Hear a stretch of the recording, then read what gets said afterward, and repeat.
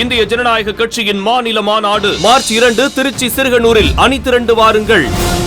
அதிமுகவிற்கு யார் துரோகம் செய்தார்களோ அவர்கள் சிறைக்குத்தான் செல்வார்கள் என தெரிவித்துள்ள அக்கட்சியின் பொதுச் செயலாளர் எடப்பாடி பழனிசாமி நாடாளுமன்ற தேர்தலில் அதிமுக மகத்தான வெற்றி பெறும் என தெரிவித்துள்ளார்.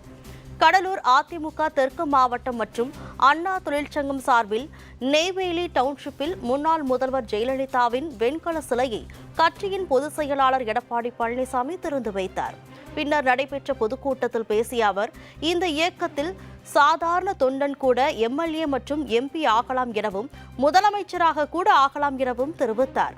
நாடாளுமன்ற தேர்தலில் அதிமுக வேட்பாளர்கள் வெற்றி பெறுபவர்கள் என தெரிவித்த அவர், அதிமுகவுக்கு யார் துரோகம் செய்தார்களோ அவர்கள் சிறைக்கு செல்வார்கள் என குறிப்பிட்டார். திமுக ஆட்சிக்கு வந்ததும் அதிமுக செயல்படுத்தி வந்த மக்கள் நலத்திட்டங்களை முடக்கி வருவதாக எடப்பாடி பழனிசாமி குற்றம் சாட்டினார்.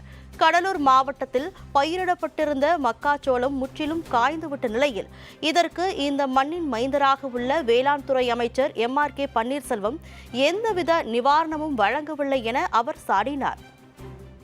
தேர்தலில் அதிமுக கூட்டணி வெற்றி பெற அனைவரும் பாடுபட வேண்டும் எனவும் எடப்பாடி பழனிசாமி வலியுறுத்தினார்.